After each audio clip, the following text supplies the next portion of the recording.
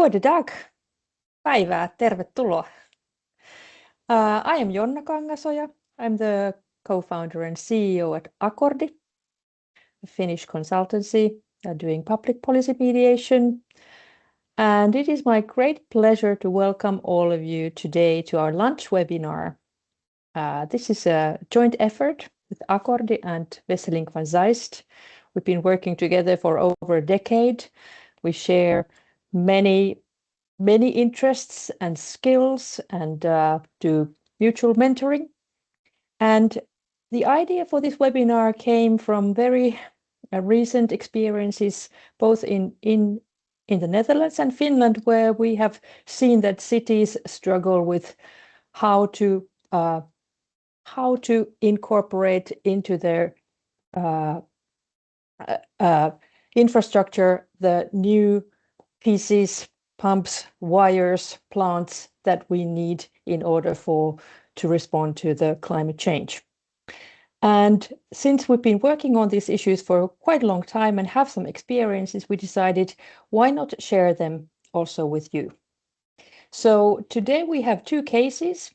One of them is from the Netherlands, The Hague, and the other one is from Finland, Oulu. And I will be now soon handing the microphone to my colleague, Robin Schramm from WesselinkVanZijst, and he will be starting the program off with the case from The Hague, and then he'll be followed by Stefan, looking a little bit closer at, well, what is this approach? How can we actually have a more conscious and systematic approach that the case also exemplifies, but that there's something there that can be taken also to other cities. It is not only solely applicable to these particular cases that we'll be presenting. So that's Stefan. And then we will turn over to Finland, to Oulu. We have here Jonas Söderholm, and he's the Green Transition Project Coordinator from City of Oulu. And then my colleague, the business director of Akordi, Thomas, will be sort of sampling some of those advice that we've been giving and working on with Oulu. And then at the end, there's time for questions and comments from the participants, audience, you. So you can be thinking about those along the way. And then at that last about 10 minutes or so, we'll have time to discuss and visit your thoughts and your questions. So, Robin, welcome everybody, and let's get started. Yes, thank you, Jonna, and thank you for taking the lead in organizing this webinar. It's really a great pleasure to be here today and to share with each other the challenges we face and the learnings in doing so. And I will share with you some lessons that I learned from my experience in an energy transition project in the Netherlands. The project is called Warmtelink, and it is part of the Gas Union or Gasunie. And I was involved in this project for 3 years as a consultant, primarily as an internal process facilitator, developing analyses and stakeholder strategies. But before I tell you more about the project, I want to give you some historical context about this.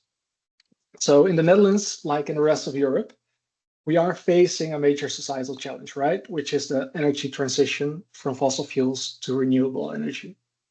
And Gasunie is a key player in this transition, and a company that is owned 100% by the government, by the Dutch state. It does not drill for gas itself. Instead, it processes and transports and stores gas. Now, this energy transition for Gasunie is not its first.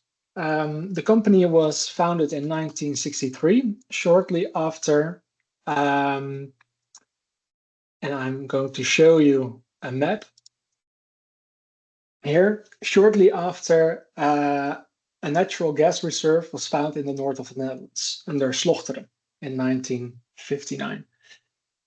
And afterwards, Gasunie was set into place. So we see here the ministry signing the first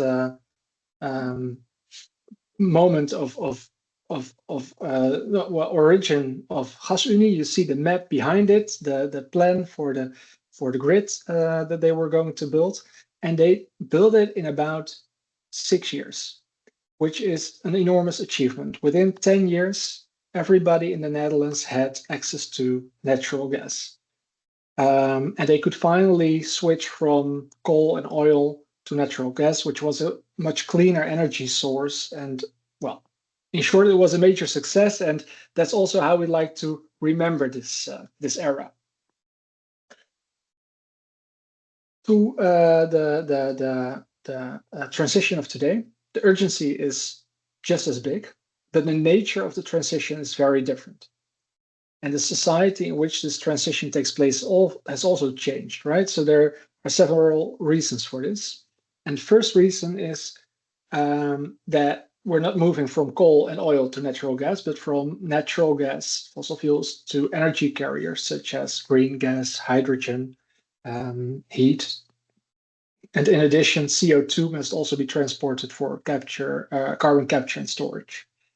So GasUnie is there for moving from one modality, natural gas, to 4 modalities, which is a significantly increasing the complexity of their work.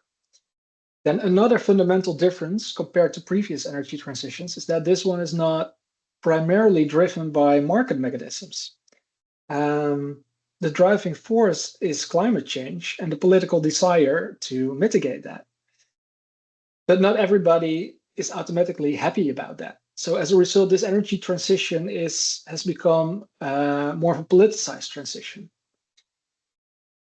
And in the 60s, GasUnie was welcomed with enthusiasm. Everybody benefited from cheaper and cleaner energy. But today, societal support for new projects is far from self-evident. And almost everything is up for debate. So even the facts nowadays. And then there's one more factor that makes this transition different than the one in the 60s. And that's that the population in the Netherlands has almost doubled. So while the country has reclaimed land from the sea in the meantime as well, the Netherlands has not doubled in size. So the Netherlands fits into Finland 8.5 times. And yet it currently has like 18.5 million inhabitants, which is more than 3 times the population of Finland, to give you an idea.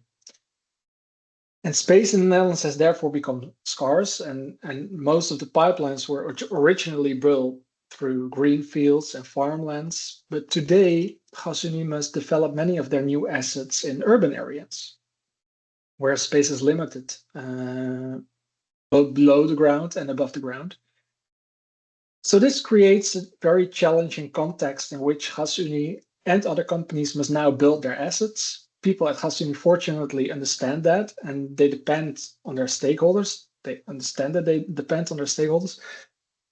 And the only way to successfully achieve their goals is to be stakeholder-oriented, to be trustworthy, to be reliable, to be considerate about interests of stakeholders.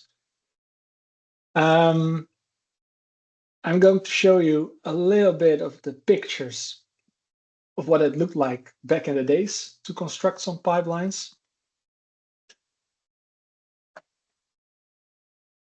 And later on, you'll be seeing some pictures of what it looks like today. And then you see that it is very different. This is a natural gas grid, which, well, is also expanding somewhat because it's the same grid for green gas. But there's new grids as well. So to give you an idea of the size of this this project, this is a lot to be built.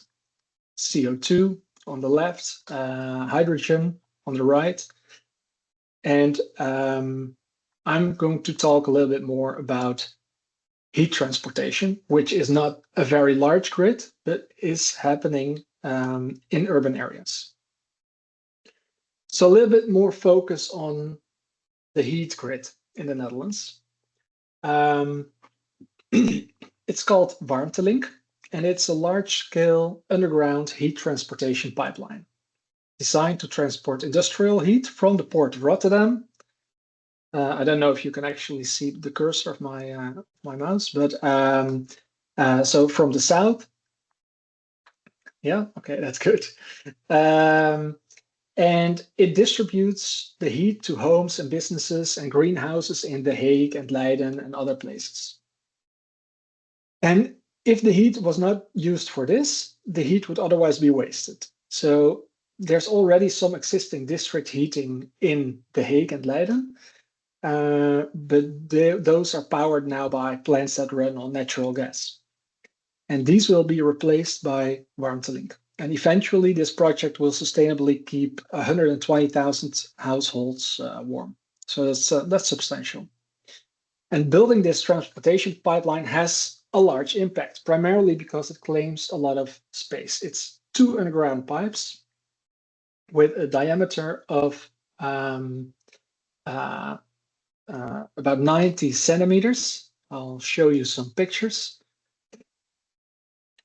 And it has a length of 55 kilometers through an urban area.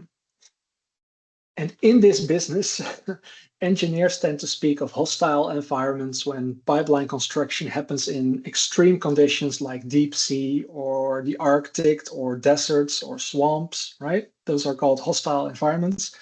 But I feel that many of those engineers or project managers that now have to work in urban areas would rather work in these hostile environments than work in urban areas.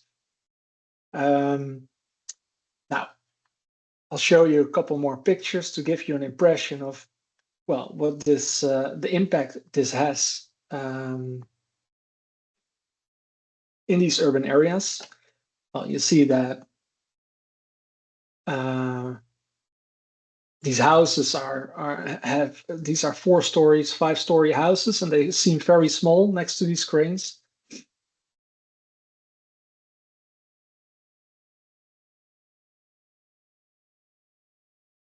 And you see the trees that and the roads that are blocked for more than half a year or over a year to build these things. Sometimes it's also open excavation. This is you see one of those gas plants that are heating the grid at the moment, and soon will be replaced by the residual heat from the Port of Rotterdam. And what you see if you work in many municipalities, because this is 55 kilometers of pipeline going through one province, through 13 municipalities, 3 water boards, 3 environmental departments. So you have a lot of governmental stakeholders as well. So it's a lot of deal making. There's a lot of negotiating. And well, this is some pictures that show you how much deals need to be made and how much collaboration is needed. And I'm going to share a couple of lessons that I learned in the past 3 years. So one of them is empower those local authorities. The size of the project exceeds legal requirements, we have found. So therefore, many customized agreements had to be made or are required. And close cooperation is a must in this project. But actually, many municipalities had to be enabled with assistance or funding in order to cooperate at all. So the province did assist us in coordinating the planning procedure for land use and environmental impact assessment, etc. But yeah, we really needed to empower local authorities with information, with funding, to take their role in this whole process. Another lesson is that stakeholder management is not only a job of the stakeholder managers, so to say. So also engineering and construction need to be stakeholder oriented in urban settings. You cannot simply appoint a stakeholder manager and make him or her responsible for all stakeholder engagement. People, businesses, buildings, roads, and other infrastructure are so close to the constructed pipelines that it requires a different mindset from engineers. They must make clear at an early stage what impact the choice for one technology or another will have on the surrounding stakeholders. They also need to be open to creative solutions to minimize the risk of damage to buildings or to minimize the impact on people's lives and businesses. And at first, you might encounter some resistance internally because things are done differently than what people perceive as the standard or what they are used to. But in the end, at WesselinkVanZijst, I've heard engineers say that they got to use techniques that they had never used before, and they were actually really excited about this. So then there's another lesson in urban areas: stay in touch and make it personal. And what I mean by that is that communication has really been key at WesselinkVanZijst in The Hague.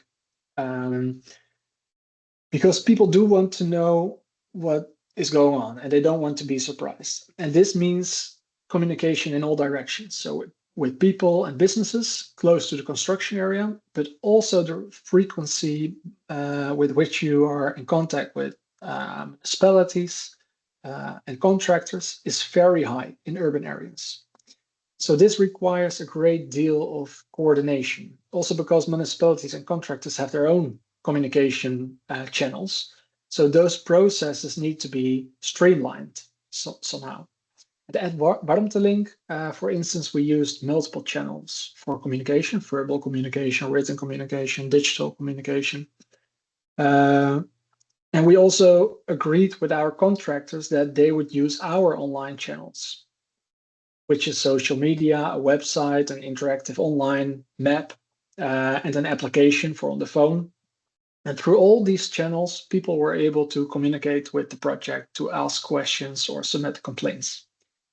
But besides good communication and having the channels in place and having complaints mechanisms, there must be a personal point of contact for local residents and businesses. So this person needs to know the neighborhood and be aware of what's going on. Now, for instance, at the moment it is Ramadan, and this is not a good moment to hand out flyers and coffee in front of a mosque, right? You have to understand the environment in which you are working. Also, if you see that a certain square, this is more not in the execution phase, but in the planning phase, if you see that a certain square through which the pipelines will run has an important function as a social meeting place in the neighborhood, then you make sure that the construction work takes place in the winter and not in the summer when people are using that square. Because you build up a relationship with a neighborhood, you want the responsible stakeholder manager also to commit for a long term. Because well, with more complex stakeholder fields, sustainability or stability and continuity becomes very important, we found. And in busy neighborhoods, we have worked at WesselinkVanZijst with neighborhood consultations and sounding board groups. And in those sounding boards, both residents, us, WesselinkVanZijst, as well as the municipality were represented. And those meetings often became a platform, we found, for other concerns as well. Because in these areas, there are a lot of issues that are often not directly related to the project, right? So it can be about waste, about safety, about accessibility. And it is important to not take responsibility for those issues, but to be mindful of them sometimes. To be mindful of them and maybe even they create opportunities for value creation. Another one is please be mindful of multilateral stakeholders. In urban areas, the chances increase that you'll have to deal with multilateral stakeholders, meaning that they can have different roles at the same time. They might be a landowner, be an interest group, be a potential client of yours, be a governmental authority, etc. Right? So one stakeholder can have different hats. And this means that different departments within your own organization have contacts with these stakeholders. They meet with these.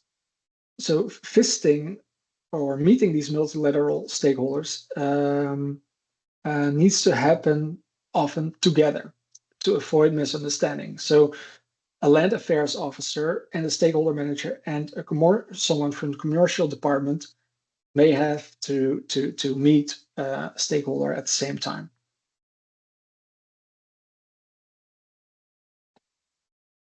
Another one is that we found that it is really important to mirror the profile of your stakeholders. So because Gasunie has mostly assets in farmlands, their land affairs officers have a background in farming as well. And this has worked perfectly over the past years. But in urban areas, stakeholders may have a different profile. That should have an effect on the type of people that you hire. So the profile of a stakeholder manager who talks to farmers is different from that of a stakeholder manager who talks to municipalities, NGOs, or urban entrepreneurs. And even though the Netherlands is a small country, there's a significant cultural difference between regions. And we find that the clothing and the dialect that someone speaks greatly influences the first impression that people have and the trust that is built in the first encounters.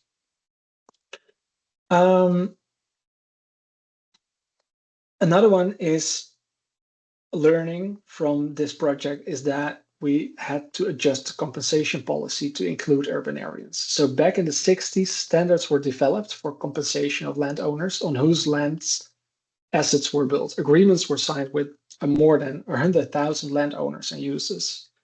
And what really helped is that the compensation was quite generous. Farmers would be like, well, I'll go ahead and fill my fields with pipelines because it could generate a good additional income in a way. But these same standards have a completely different effect in a city. So landowners do not have acres of land at their disposal, but have a few square meters. And at the same time, the impact of the work on their daily lives or businesses is often much greater. For example, it can have a major impact on accessibility, the temporary disappearance of parking spaces or noise or dust or other kinds of nuisances. And the compensation that we offered was based on existing standards. And some actually perceived that compensation as insulting, right? Which is, of course, a very unfortunate start to a relationship. And our experience is that for businesses in the city, some compensation is appreciated, but that they really, really care most about accessibility and non-interruption of business operations. Okay, and then my last learning is commit to a method for strategic stakeholder engagement. And risk management is not enough. Issue management is also needed. So you have to organize multidisciplinary talks within and meetings within your own organization and strategize on, well, issues in which different parties have different ideas on how to solve them. Stefan is going to say a little bit more about that. I'm going to end with just a picture of what stakeholder orientation looks like at WarmteLink. I think this pictures it really well. So you see participation in the bottom left corner. You see someone talking with a farmer, the top left. Ecologists working the bottom right, working with entrepreneurs, with school classes. Well, this is what I like to see. So I think I can give the floor to you, Stefan. Sure. Thank you, Robin. Nice contrast with these colorful pictures with the past, where you had the black and white men in suits deciding everything and signing. And now we have a different kind of world in which many, many more stakeholders are involved than just old men in suits. So thank you I'm going to talk exactly about the last point that Robin made about a method, very briefly. I think Taika will, for a moment, ensure that the slides are fine, but I will already start my talk. I will very briefly, in 10 minutes, take you through why engage stakeholders in a strategic manner. What is this method that we call strategic stakeholder engagement? And then to wrap it up, just a few examples of how that can work. Just a few examples from our practice. You can take control of the presentation. Now it's the updated one. Yeah. I can take control. Okay, let me see. I think I have control now. This is giving me great sense of power. So I'd like to put this illustration up first in terms of why strategic stakeholder engagement. We often show this to students in our academy, but it's also used a lot in practice to convince others inside an organization why we should engage with stakeholders strategically. Organizations and people can choose one or more arenas on the basis of how compelling those arenas are, how attractive they are. Of course, we'd love for them to choose dialogue, to listen and be heard, to engage in conversations, and to take their interests seriously. But obviously, they can choose other arenas as well. They can go to court, they can engage in politics, they can mobilize the media, or in extreme cases, they can put up resistance and violence. And what SSE professionals basically do is to ensure that the dialogue arena is as attractive as possible, that we make that larger and more compelling to be in than the other arenas. And that's essentially what our method is about. Let me show you another visual that often helps illustrate this, and that's the bucket full of misery. And it immediately goes to a dilemma that we face inside our organizations, that if we want to engage in such a large project as Robin has illustrated, that project is often the drop. But it's a drop in a much wider bucket that stakeholders live in every day. So they may, have been subject to the impact of new roads, of wind turbines, of solar fields, of all kinds of policy and infrastructural changes that directly affect them, and that may make their life harder or more difficult. And now we're going to build, for example, a new hydrogen pipeline through their area. And what is very logical from the project initiator's point of view is to manage the drop, to say, yes, we make this particular piece of impact and we'll talk about that with you. But stakeholders really want to engage about the bucket. And that's a tension in our field which our method tries to navigate in a professional way.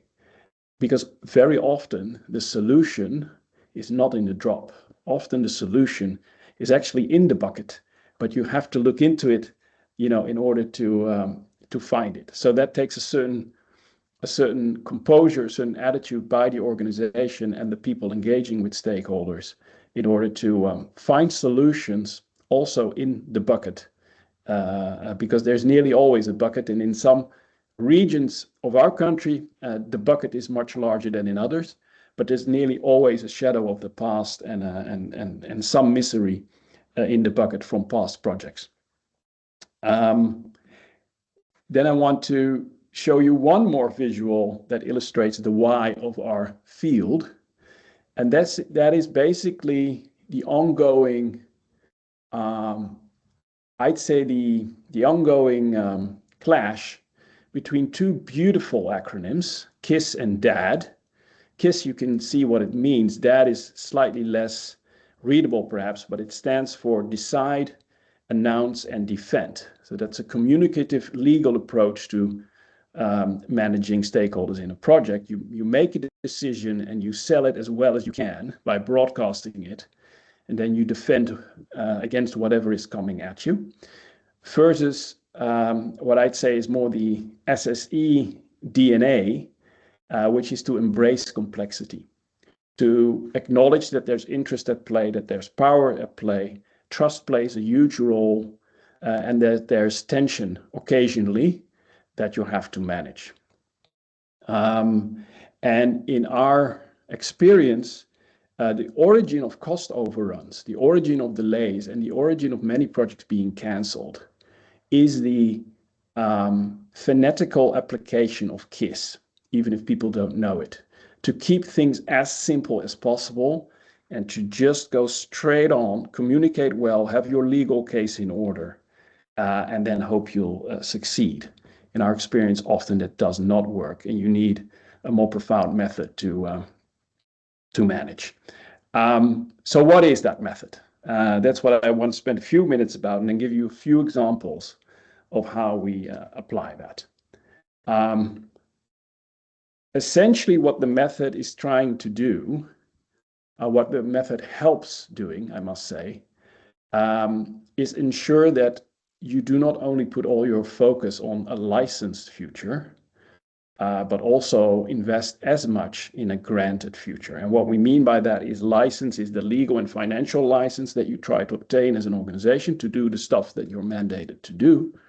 But in addition to that, you truly invest in a granted future. And a granted future means that is a future where stakeholders, your neighbors, your local governments, your non-profits are caring about how the landscapes looks, how habitats survive, whatever societal mission that they have, where those interests are maximum protected. So that means true listening. That means a relationship which is much less transactional and much less periodic, but that is nearly constant with your immediate stakeholders. And in our experience, that's the best guarantee that you can actually have or obtain a development perspective for your project, for the changes that you want to see outside in the world. Now, those are lofty words, of course. The method is based on 4 different building blocks. I will not bore you today by giving time and attention to all 4 of them, but let me just illustrate with one, which is a circle that we use to train strategic stakeholder engagement professionals in actually approaching a project, a change that you want, that an organization wants to see. And without spending time on all 10 steps and the inner circle and making this too complicated, it basically consists of 4 extremely logical things that you look at as a stakeholder professional, which is you go through a few steps that ensure you have the best possible analysis of your stakeholder field. So you know what's going on and you can sort of predict or at least estimate what dynamics will occur in your field of stakeholders. Secondly, that you can draft a proper strategy that takes the interest of these stakeholders well into account.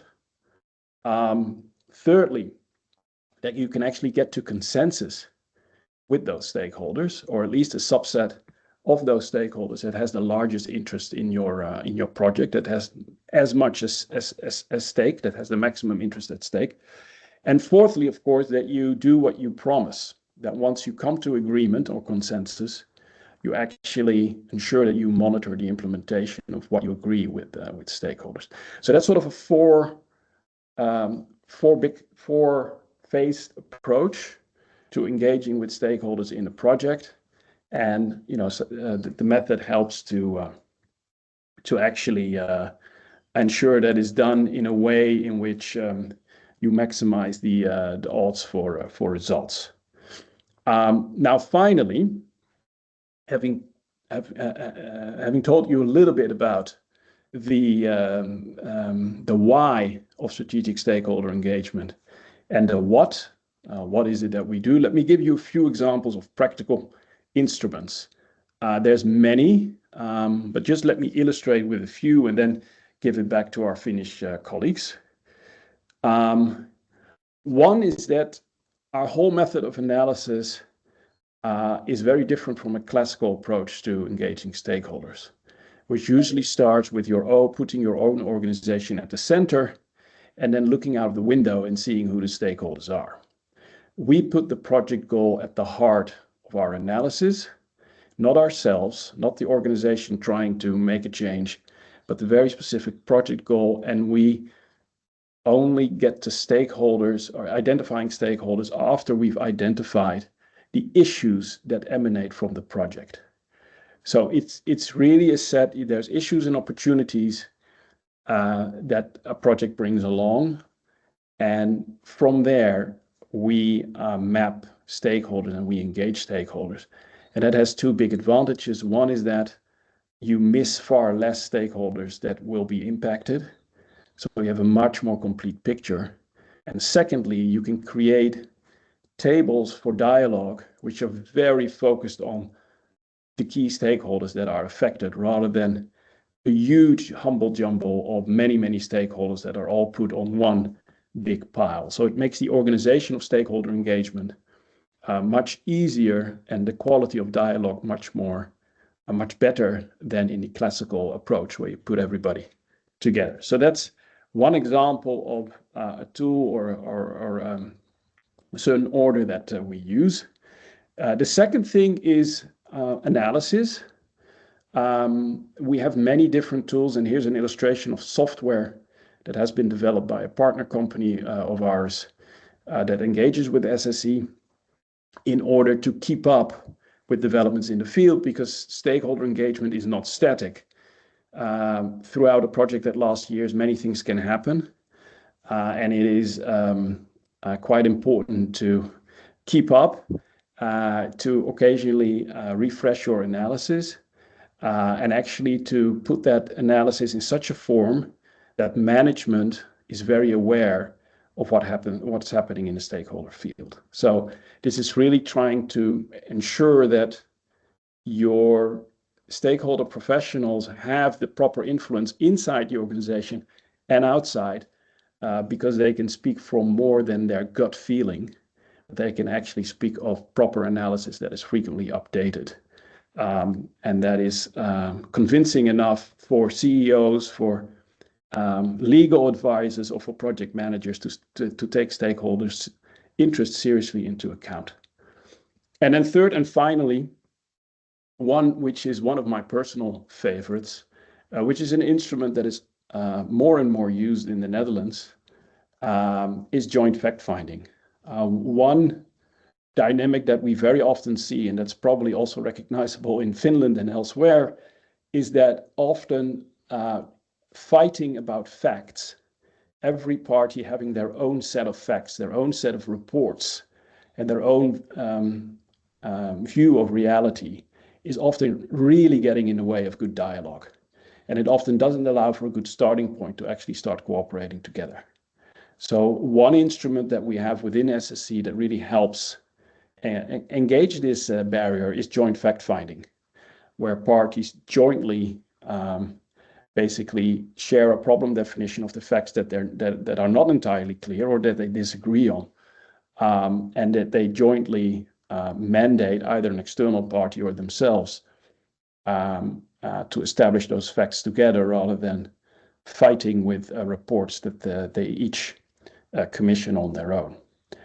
So that's one of the instruments we don't always use, but we often propose, if there is a large risk of fighting over facts. Let me conclude there with a brief insight on what the method sort of is about, and hand it back to our Finnish colleagues. Thank you. Thank you so much, Stefan and Robin.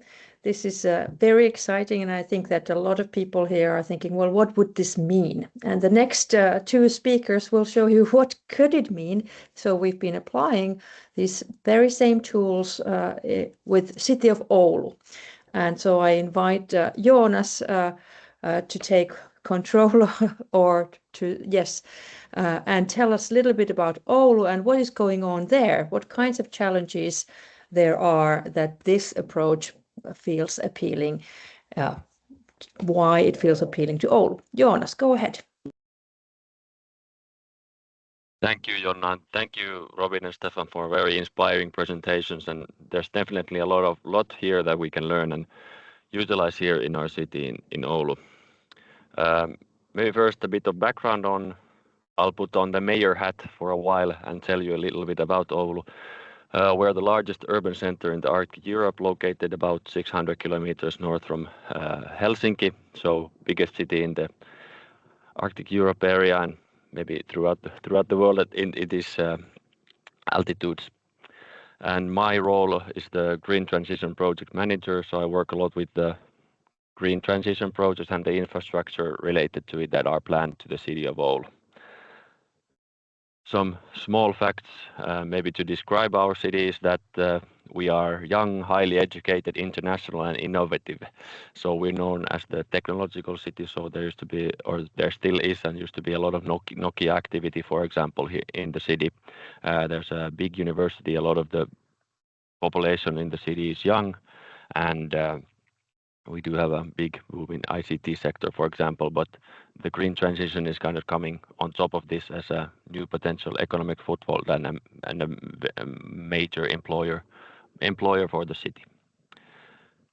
Of course, I have to mention that we are now the cultural capital of Europe for this year, so there's a lot of investments that we are doing in culture as well, and culture is set to become our new source of well-being and vitality. And what else is kind of being planned to set us become a new set of well-being and vitality or economic activities, the green transition, and within our city, it especially looks towards e-fuels currently. And we're actually, when it comes to the planned projects in the drafting table, we are the biggest e-fuel hub in the Baltic Sea region. So we have 6 different projects that are being planned to the city, 2 to the port area, and 4 others a bit further away.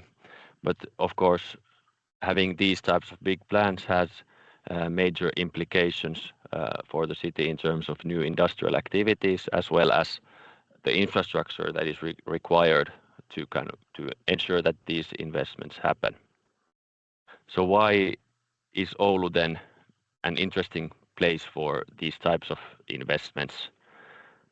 Well, it does. Oulu kind of is Finland in a miniature picture. So, for one of the biggest advantages in Finland in general and in Oulu is that 95% of Finland's electricity is fossil free, and we have a reliable electricity grid and a future hydrogen network. The gas grid, which is a nationally owned gas company similar to Gasuni, is building a future hydrogen network in the area. We do have other infrastructure that is usable for these types of green transition investments. We have the second biggest district heating network in Finland for waste heat, for example. We have available biogenic CO2 sources as raw materials, as well as abundant supply of clean water. So these are just some of the parts that make us attractive for these types of investments.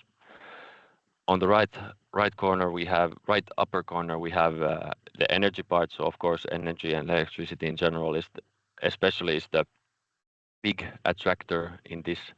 How new types of investments are seeking to locate to our area. On the bottom left corner, we in the city are working to develop industrial areas where these green transition or green industry could locate, where we have the best possible places for them to locate in terms of infrastructure, for example, but as well impacts and other targets that the city holds important. And then on the right lower corner, we do have our stakeholders in relation to research and education and company activities or industry. So a lot of promises, and as I mentioned that there are big plans in relation to green transition. So if we look at this vision, what it could look like is that we have 4 industrial areas where we have 6 hydrogen refining and hydrogen production projects. And then we have infrastructure that connects these industrial areas into one cohesive ecosystem. So what the city's role is to look at the zoning of these different areas, as well as ensuring that there is kind of space requirements, or that there's ample space, or where could be the best possible location for these new types of infrastructures. So and of course it's just one part of the bigger picture. So if we look at the Kasri's national hydrogen pipeline, which I mentioned earlier, similar to Kasuni's plans, the plans are quite big and extend quite far. So for example, looking at, or part of the gas grid's plans is in connection to the Nordic hydrogen route, which connects Finland and Sweden with a pipeline. And of course, this then could run all the way to Central Europe as well. At the same time, we do have some wind power projects. Currently, the city has 5 turbines, and with the current plans, it could set us to have 139. So of course, there's a big difference in numbers there. So there's also big plans to produce renewable electricity within the city as well, which then could, of course, support the electricity using projects that we have, as well as have some effects to local communities, and this is something that we are on top of. And this is something that also relates to this topic that we are discussing today. So if I summarize what I here tried to show you in the maps and mayor-like slides, is that the green transition within our city is seen as a big opportunity to kind of just create one new economic foothold and create new prosperity for our city, and be able to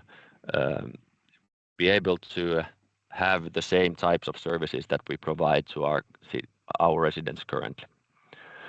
So we have these 6 hydrogen production and refining plants being planned in different parts of Oulu. These plants are still at an early phase, so by starting this stakeholder engagement and starting the communication process early enough, we feel that by being able to do that at this point, then there's still lots of things that we can influence. When in terms of the renewable energy projects, they're also in a planning phase, but a bit further on, but still there are things we can do there as well. So we see that gaining local acceptance is critically important for these projects in terms of making these investments a reality, but as well as ensuring that the city's other strategic objectives come into place. So, for example, the well-being of our residents, as well as biodiversity considerations. So we know that we already identified that there are some impacts and some concerns, questions, and perceived risks that can be thought in relation to the new facilities as well as the infrastructure, and that is why we have been working together with Akordi to increase our knowledge and have a systemic approach to this stuff by using the SSC methods.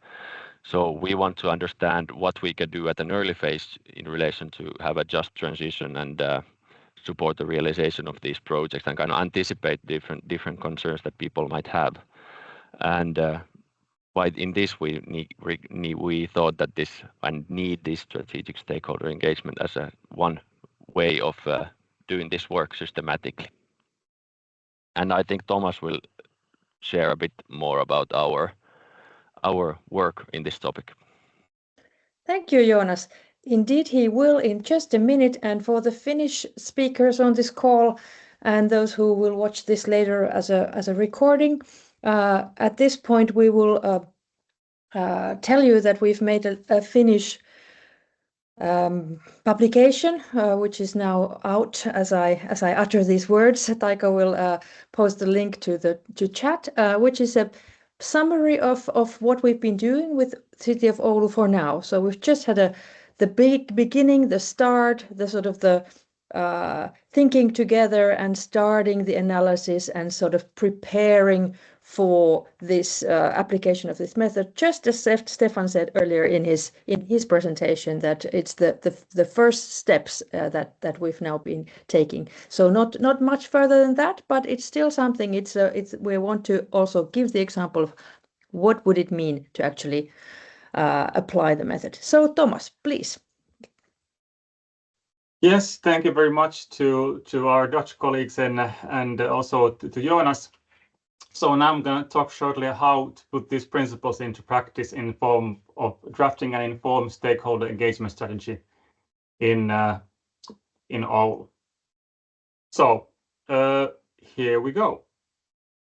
So we wanted to form first a common understanding of how this green transition in whole works in Oulu. And during this drafting, we also wanted to recognize who are the key stakeholders and what are the key tensions. And by doing this plan and this kind of strategic engagement, we will enable just and equitable green transition. And also this process will help in building a clear and a practical operating model for the city. And we realize that these kind of goals and principles that we need to apply in this process and in future engagement are based on acknowledgement, agency, reciprocity, and clarity, or these ART principles coined by Merrick Hoban. So just to give you a sort of overview of this process, when did we begin and how this work has been going on. So we started in August with preparatory discussions with the city of Oulu, and currently we did our sort of wrapping up of this stage in February. Those are my slides. Here we go. I will reassume control. Yeah. And during this time, we had several meetings and workshops, and we started this process with sort of mapping the situational picture and getting the goals. Then we mapped stakeholders, conducted some analysis. In the meantime, the city of Oulu worked also internally, and in the end, we managed to draft an engagement plan for the city. And I will now go through these steps very shortly to see what was going on. So beginning with the mapping of stakeholders and issues. So we want first get insight from the city experts, for example, from Jonas, through workshops and meetings, of who are the key players, stakeholders, what kind of issues there exist, what is the context we're working in. Then we looked at previous zoning processes in Oulu, looked at what opinions and statements were given during those processes, what did the summaries of the hearings say, with what type of issues were important to whom. And in addition, we looked at EIA processes or environmental impact processes, also for opinions and statements. And this was done as a desktop analysis. I think was maybe 2 days of work, which produced us a first list of stakeholders and issues that we could start working with in practice. And as mentioned before, there is a method to this and how we looked at which issue is important to which stakeholder in terms of interest, what kind of tensions exist between stakeholders in the city, for example, and what kind of influence do the stakeholders have, and what is their trust level in the city and its processes. And through these estimates, we can elaborate more on the engagement and approach for each stakeholder so that the resources are put into play effectively. And just to show you what kind of results do we get from this type of analysis, we get these beautiful tables that Stefan and Robin mentioned that even everybody can understand. This is used with the software of Dialogue, which we also had the opportunity to use in this project. And from here we can see all the stakeholders and all the issues and see sort of where the hotspots are, which are the most pressing issues and where there's the most potential for conflict. And based on this, we were able to sort of group the stakeholders and sort of recognize that they affect a broad and diverse set of stakeholders, which all have unique interests and influence and information needs. And this then can be sort of applied further on in the process on how to engage with these stakeholders. And based on the analysis, we can even sort of visualize, depending on the interest and influence, on where are they located and what kind of stakeholders are sort of similar in terms of influence, interest, and trust and tension. And looking at the issues, these were the text is so small. We make it larger? No. But the main issues were actually safety, nature impacts, changes in local environment, sharing of benefits, what kind of prior experience the people have, or in other words, what kind of was the bucket and what kind of jobs already were there. And also people were worried about the transparency and availability of information. So how do we put this all together into actionable processes and interventions? Well, first, we can sort of define this kind of levels of engagement. Are we there to explore, inform? Are we there to consult? Do we need advice from people? Are we making decisions, or are we already implementing? And based on that and the goals and sort of the grouping of stakeholders that we showed you before, we can actually sort of define what kind of processes and interventions should be put or should be directed at which stakeholder.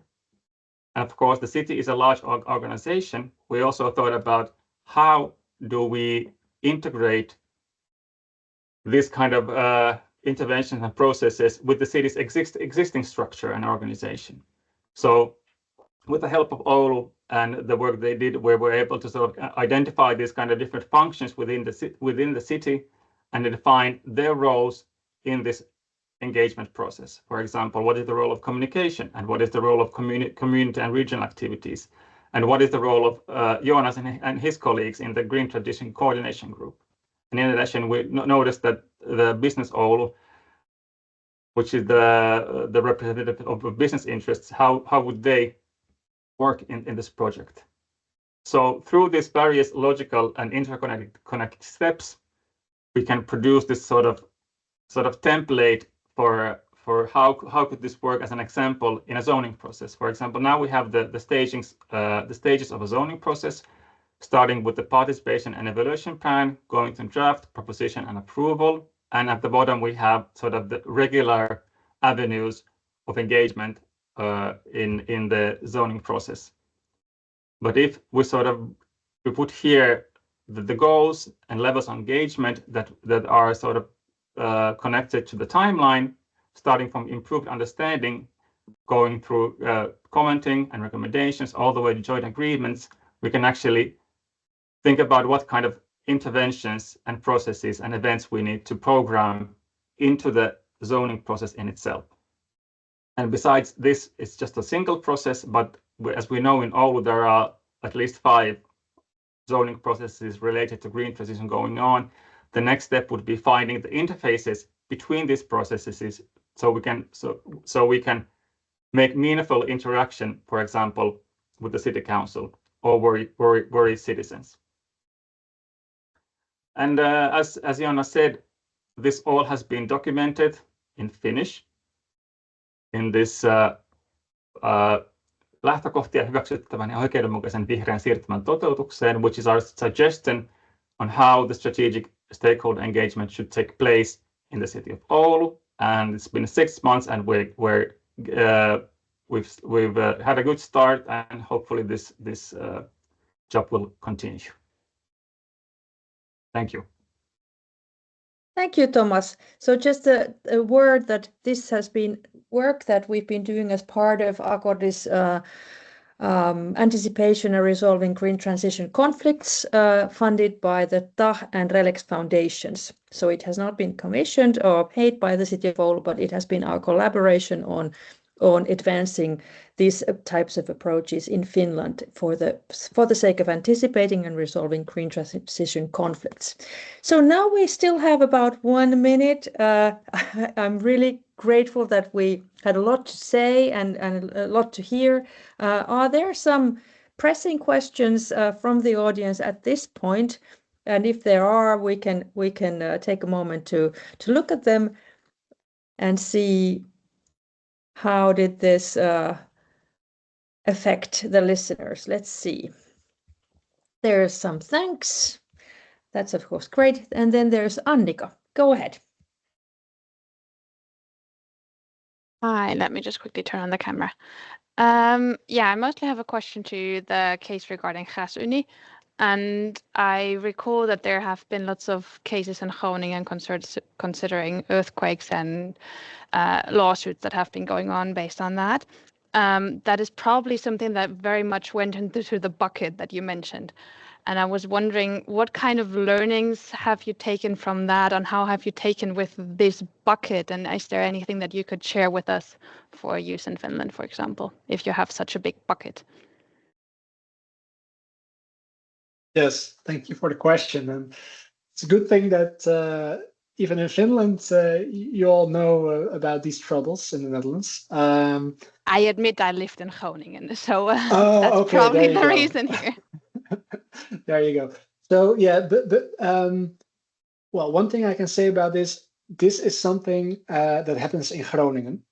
And while this project is happening in another province in South Holland, actually diagonally on the other side of the Netherlands. And honestly, yeah, people do associate Gasunie with the earthquakes, but more so the oil companies that are actually drilling for the oil. So Gasunie as such doesn't have such a bad reputation, I think, and especially not in relation to this specific project that I talked about. So I have not encountered any grievances related to the earthquakes in this project. Other grievances happening in the city, yeah, those we have. Yeah. Okay, thank you. I was hoping for some help on the bucket, but this is still nice to Yeah, know. sorry. That's all good.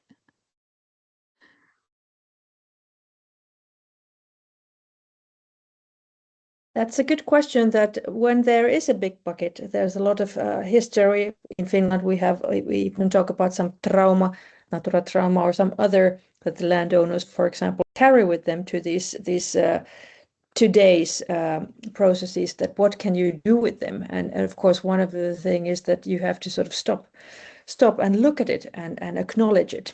So that's one of the first steps that you cannot ignore the bucket. You have to actually get to like plunge in, at least sort of stop at it and try to hear it out, and little by little there is, just as Stefan said, many of the answers actually are not on the drop but in the bucket. So what about the concerns, grievances from the past? What are the needs? What would be